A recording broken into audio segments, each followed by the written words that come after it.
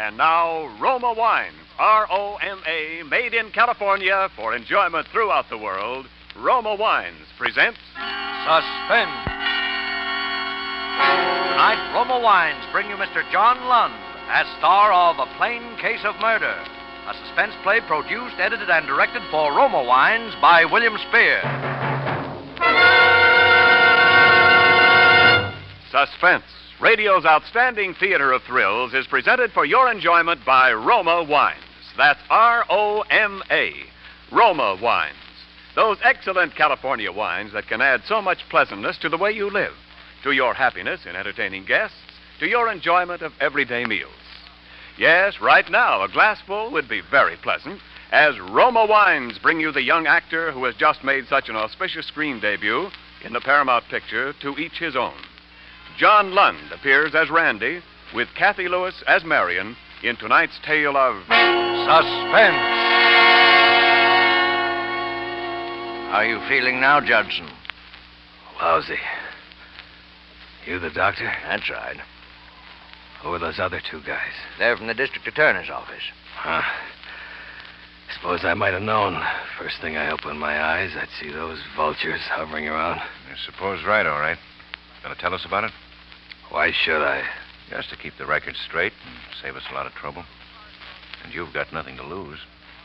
How do you figure that? Because they're gonna carry you out of here with a sheet over your face before morning. Is that right, Doc? Afraid that's right. Okay. Take this down, Scotty. Gotcha. You can call it a plain case of murder. Spelled P-L-A-N-E. I make joke. Get it? Yeah. Very, very funny.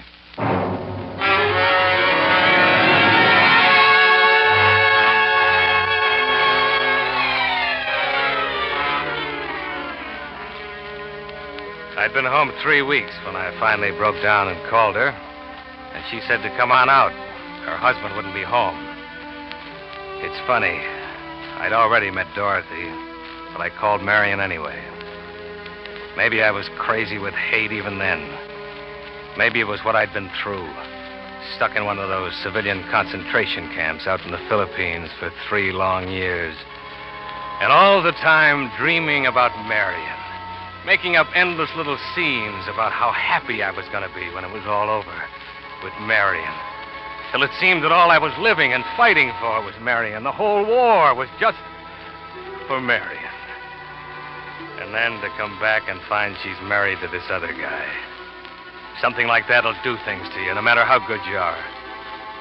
And so, when she told me to come out, I went. Why? A sort of horrible fascination, I suppose, to see it with my own eyes.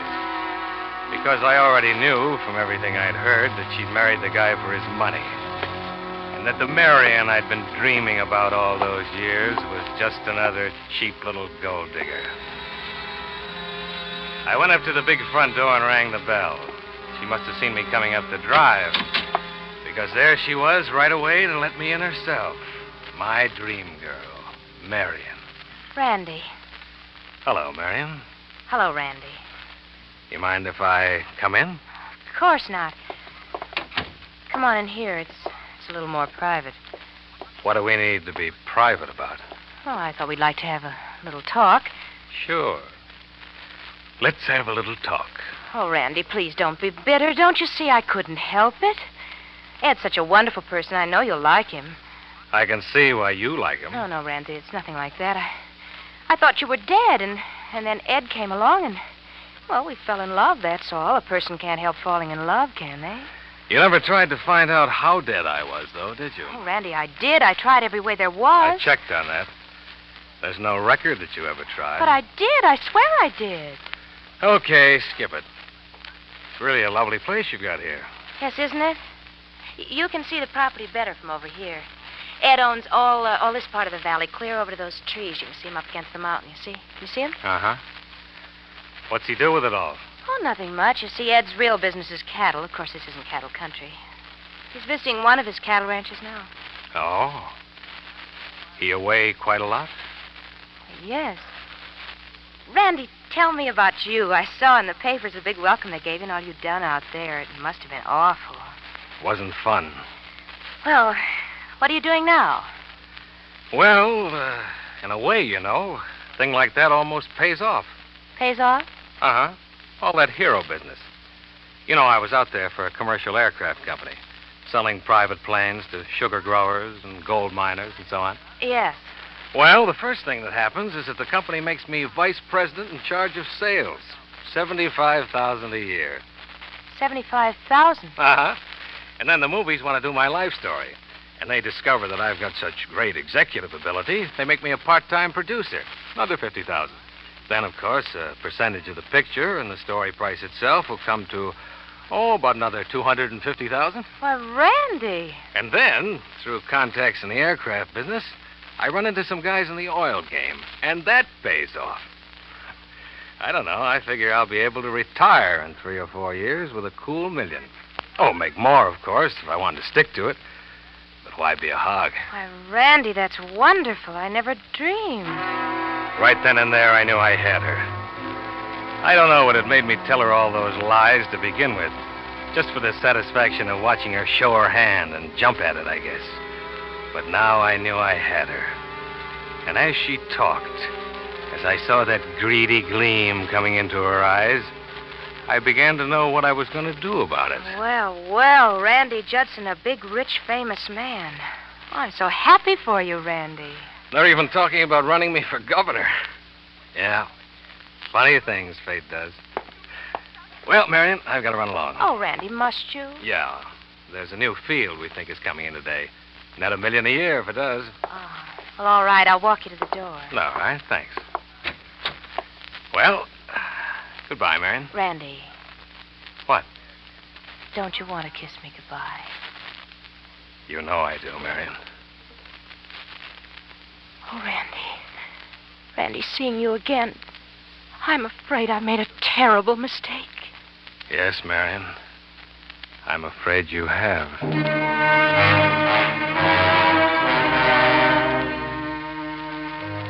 I was pretty sure after that all I had to do was wait. There was some truth in what I told her. About 2%. I had been a salesman for a commercial aircraft company, and I still was. And I had a little money, enough to look the part of the big executive when I was around Marion anyway. And, of course, it had to be secret, not only because of Dorothy and of Marion's husband, but because of what I had figured out for later. But as the weeks went by, I saw her, all right. I saw a lot of her and waited. And I didn't have to wait too long. Oh, Randy, I love you so much. I know you do, baby. Randy, what are we going to do? I don't know, Marion. Well, there must be something we can do. Divorce? Oh, he'd never give me a divorce, you know that. Never. Yeah. It's just one of those things, I guess. Well, Randy, I can't go on like this. Something's got to happen. Nothing's going to happen, Marion. It could. What could? Something, anything. Just so I could be free and be with you. There's only one thing that would do us any good. Things like that do happen. If somebody makes them happen. You want to kill him. Randy, I know it's terrible. I just know it's wicked to even think of such a thing. But you do. Yes. What's stopping you? Oh, I'm afraid. Alone. You mean you want to kill him, but you want me to help you to kill him? Yes. Yes. Yes!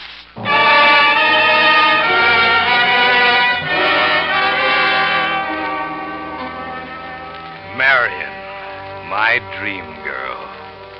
Oh, I agreed to help her, all right. Sure I did. I planned it for her. First, there was the plane. That was going to do several things for us. And, of course, my being an aircraft salesman made it easy. Marion suddenly became interested in aviation. She began reading about it, hanging around the airports. Then she started taking lessons. She learned fast, too, I'll say that for her. Soloed in 6 hours and had her license in 10.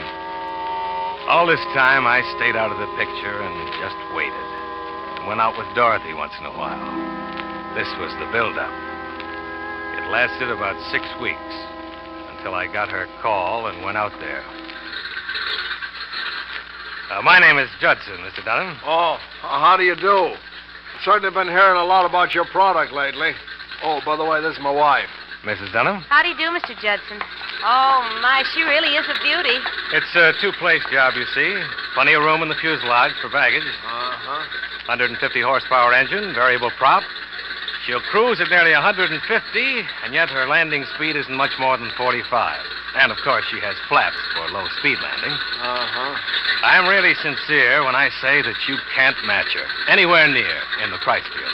Well, I don't know much about it, but if that's what Marion wants... Oh, Ed, you're a darling. Well, that's the way we like to make a sale. How about a little spin? Oh, I don't know. Oh, go on, Ed. You gotta begin sometime. Just Come around on. the field. Oh, by the way, you've got practically a perfect natural landing field here. Yeah. Have to put up a hangar, I suppose. Ah, that won't run you much. Climb in. Well, I'll wait right here for you, dear. There you are. You keep out of the way now, Marion. I will. Oh, by the way, before I take you up, here's a release you have to sign. Just a formality. Oh. There's 3 copies. One for me as the pilot, one for the company, and one for the Bureau of Civilian Aeronautics. Uh-huh. Where do I sign? Oh, anywhere at the bottom there. Uh-huh. Okay. That's fine. Thank you, Mr. Dunham.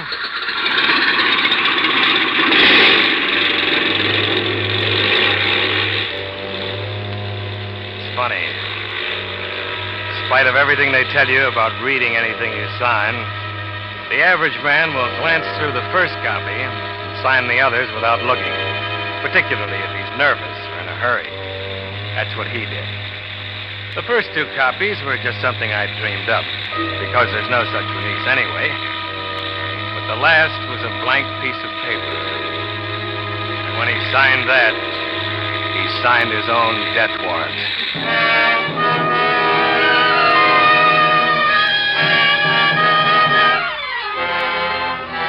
For Suspense, Roma Wines are bringing you John Lund with Kathy Lewis in A Plain Case of Murder, a radio play by Robert L. Richards. Roma Wines' presentation tonight in radio's outstanding theater of thrills, Suspense.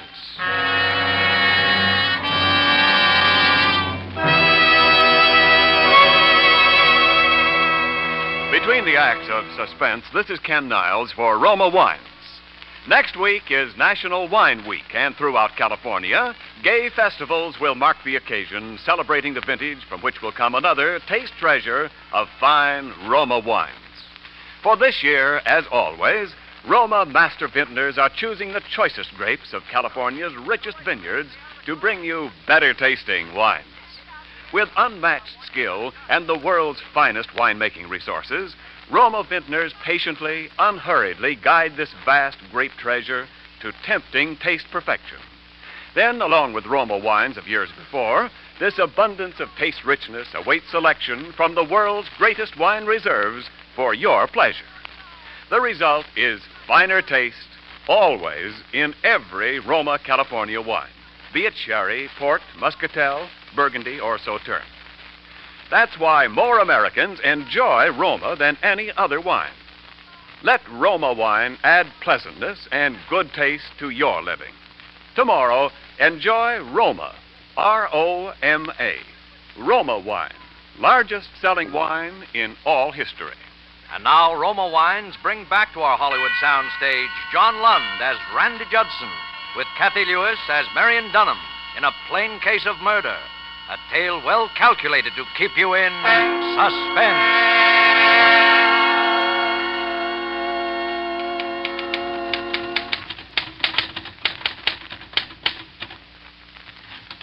Let's see what you got. Here. To whom it may concern, I can give no reason for what I am about to do, and I pray to heaven the reason will never come to light. But it is the only way. To my loving wife, particularly, I know this will come as a great shock, but at least I can leave her amply provided for. Goodbye, and Edward Dunham. Uh-huh. You sure he is leaving you amply provided for? It would look bad I took care of that some time ago. What about the typewriter? There's no question but what it'll be He identified as writes his. stuff on it all the time. He's had it for years. Oh. You want me to keep this, or will you? No, I'll keep it. All right, doesn't matter. You're positive the gun is registered in his name? Yes. And he'll be alone tonight? Yes, we've been through all this. I know. But I don't want any mistakes. This is no penny ante. Now, you got your reservations? Yeah, I checked again this morning. Okay. Now, you better leave in plenty of time. You want to be sure and make Phoenix before that little airport closes down. I know. I'll come down back of the house tonight a little beforehand, say 12:45. Be sure you don't use any throttle coming in. A long glide. Cut your motor as far out as you can. Yeah, I will. I'll be on time. You've got to get back to Phoenix before daylight. And when you put through that call to me, lay it on thick. I will. And don't worry. I'm not worried. No, I don't think you are.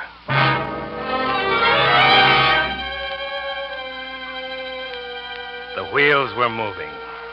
Complicated, but good. We'd been over it enough, rehearsed it line by line, so I knew exactly what she'd be doing and saying almost every minute. First, she'd be circling that little airport about a mile from the hotel and sounding as though she was in trouble. A little trick of thinning out the mixture that I'd showed her. And then she'd be coming in for a landing, taxiing over to the hangar. That would be a little before 5. Sounds like she's acting up on you, huh? Yeah, she is. I didn't think I was going to make it. Oh, carburation, maybe. Exhaust valve sticking, I think. Yeah, that could be it, all right. Yeah. Thanks. Hey, you staying in Phoenix? Yeah, for a few days. Can I leave it here? Oh, sure. Tomorrow, first thing, I'll get a man. No, I'm going to get the man down here who sold it to me. I've only flown it about 8 hours. Oh, gee, it shouldn't be doing that. I'll say it shouldn't. Is there anybody here at night? No, I'm sorry, ma'am. I come on again at 8 in the morning. Well, he may be down here before that, because I'm going to get him out of bed if it's the last thing I do. It's a brand new $6,500 airplane. Oh, I don't blame you. Well, in case you're out here before I am, I'll give you the key to the shop, so if there's anything you need... Thanks, but don't bother now. Just send it around the hotel. Okay. Where are you staying? Desert Inn, Mrs. Marion Dunham.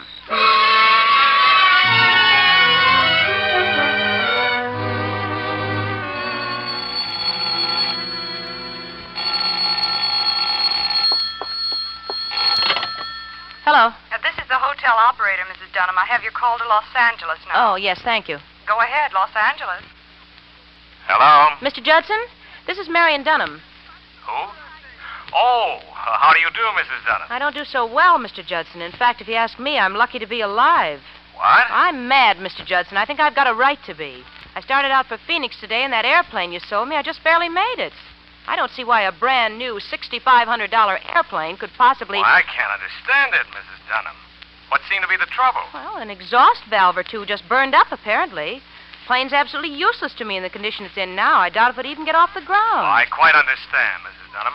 I'll send a man down I don't want first just thing. a man. I think you ought to come down here and look at it yourself, Mr. Judson. I should come. Why, there's nothing in particular that I could Well, do. are you responsible for these planes you sell to people, Mr. Judson, or aren't you? Well, Oh, all right, Mrs. Dunham. I'll be down first thing in the morning. Where are you staying? The Desert Inn. The Desert Inn. All right, Mrs. Dunham. Tomorrow morning, then. Well, thank you, Mr. Judson. Good night. Good night, Mrs. Dunham.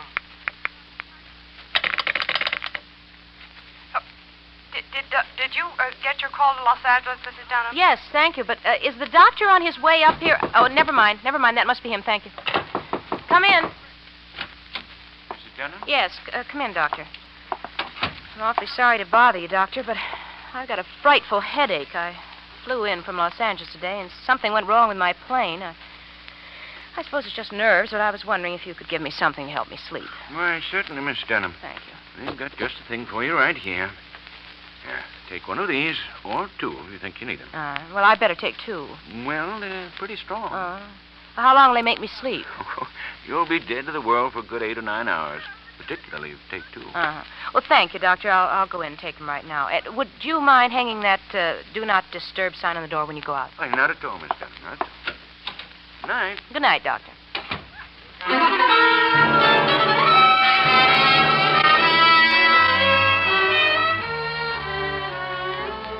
I was at the field back of our house a little ahead of time.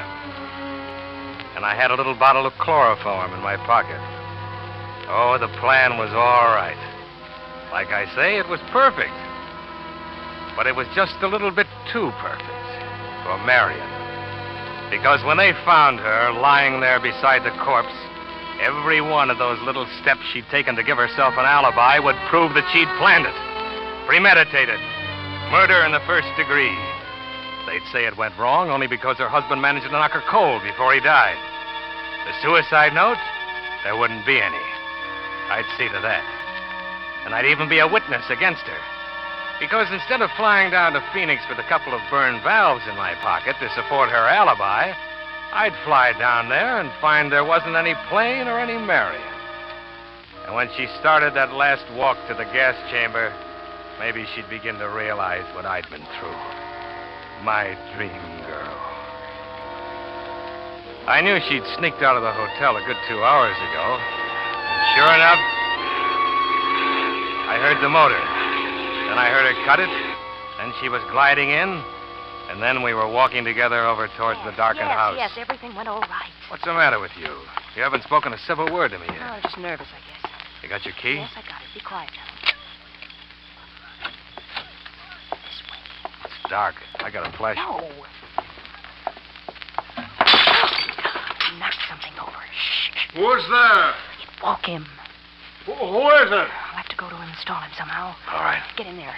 Get into the closet. Quick. Okay. It's me, Ed. Oh, what in the world are you doing, Bob? Well, I thought I was It seemed like an hour that I was in there, straining to hear and not being able to. She'd done it. I heard her running down the hall. She'd done it. I had my hand on the doorknob and was just about to step out when there was a click, and the knob wouldn't turn. Marion! Marion! Marion! That was the front door. I was locked in and she was gone.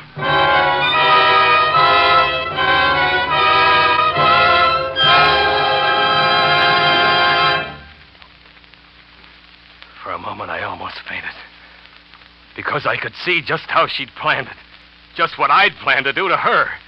She'd fly back to Phoenix and then put in a call to her husband on some pretext, and she wouldn't get any answer, and pretend to be worried and call the cops. And they'd find me. They'd say I killed him and then got in a panic and locked myself in the closet by mistake. It was a spring lock, and it could happen. The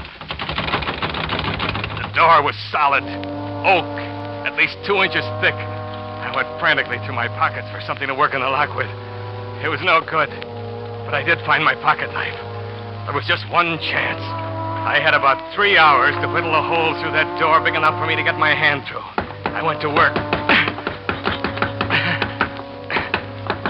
In 10 minutes, my clothes were wringing wet. In 20 minutes, I thought I was going to die of exhaustion, and I'd hardly begun. Somehow, I kept going. Then the knife blade broke. I was almost crying. I opened the small blade and kept on. My hand was raw with broken blisters. The second blade broke. I kept on with the stump of the big one. Hours passed, it seemed. And then, at last, I was through. But the hole wasn't big enough yet. More hours.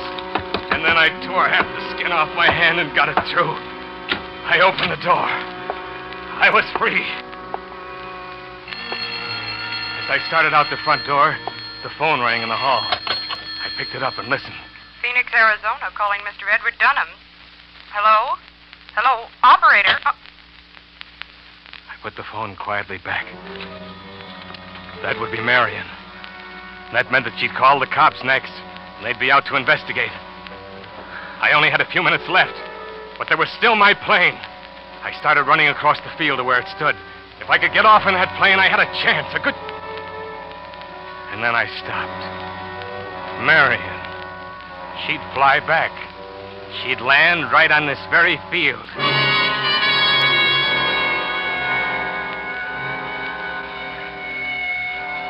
Sure enough, in about 20 minutes, the cops came. Then more cops. From homicide, I suppose. They prowled all over the place, but they didn't find me. I was hidden in that little clump of trees. And pretty soon, they went away. And I waited. 3 hours more. Then I heard it. Marion's plane. And then I saw her coming into land. And I was out there and up on the wing before she'd even rolled to a stop. Randy! The double cross, huh? You're a fine one to talk. You and your Dorothy. I suppose you thought I didn't know about her, that you got engaged to her the very day that you were going to frame me, weren't you? Well, I beat you to it and you'll die. Do you hear me? You'll die.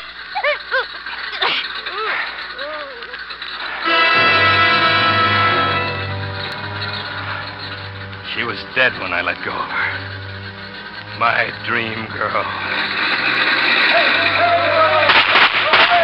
I had to get out of there. The cops had seen her land, and they must have seen me, too, because they were running out on the field and began shooting as I took off. But something was wrong. Maybe Marion had even figured on this. I don't know. I remember fighting to pull it up, and then those trees coming at me. And the crash, and the fire.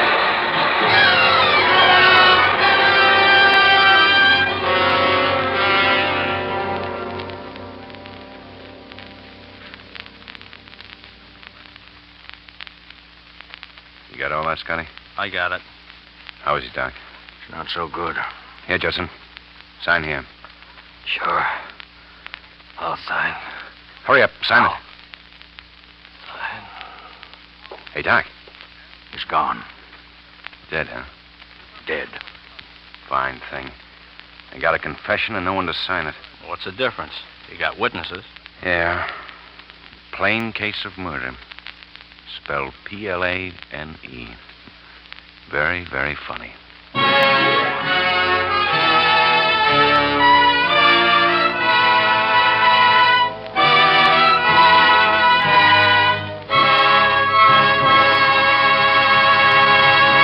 Suspense. Presented by Roma Wines, Roma, made in California for enjoyment throughout the world. And now this is Ken Niles bringing back to our suspense microphone our star of the evening, John Lund. John, may we all congratulate you on a swell job of acting. And may I, too, offer you the thanks of the Roma Wine Company with this gift basket of Roma wines. Oh, thanks a lot, Ken. And my thanks to Roma for the basket. You know, at this point, I should be able to ad-lib an immortal line about wine. But all I can think of is a jug of wine, a loaf of bread, and now. And I don't recall whether Omar Khayyam specified Roma wine or not. Well, John, if Omar were living today, I'm sure he would specify Roma. Because for both host and guest, there's real pleasure in the tempting nut-like taste of Roma California sherry. Golden amber Roma sherry assures tasteful, gracious hospitality for the party giver, satisfying enjoyment for guests. No wonder famous hosts from Hollywood to Manhattan praise Roma sherry as the perfect first call for dinner. The all-occasion wine for entertaining anytime. Roma sherry before dinner. Sounds good to me. Well, John, Roma sherry is good because starting with choicest grapes from California's finest vineyards, Roma sherry is patiently, unhurriedly guided to tempting taste perfection by the unmatched skill of Roma vintners, by the unequaled resources of Roma's famed wineries. Then, along with Roma wines of years before, Roma sherry awaits selection from the world's greatest wine reserves for your pleasure. So, for better taste, always insist on Roma wines. Remember, more Americans enjoy Roma than any other wine. Ken, speaking of things that most Americans enjoy, who's for Suspense next Thursday? Well, it's going to be a particularly unusual and original show next Thursday. The play is called The Man Who Wanted to Be Edward G. Robinson. And our star, of course, will be... None other than Edward G. None other, indeed. He'll play two roles. He'll be a sort of a switch family Robinson. Well, I'll be listening. Oh, by the way, I hope nobody was too surprised that Mark Stevens and I switched dates tonight. However, to each his own, to each his own. Well, good night, John. We'll be looking forward to seeing you in Paramount's Technicolor production, Perils of Pauline. Next Thursday, same time, you will hear Mr. Edward G. Robinson as star of Suspense. Produced and directed by William Spear for the Roma Wine Company of Fresno, California. By giving generously to your local community chest, you can be sure that you are supporting most wisely and effectually the friendly, neighborly services which are a genuine help to your community day after day and month after month throughout the year.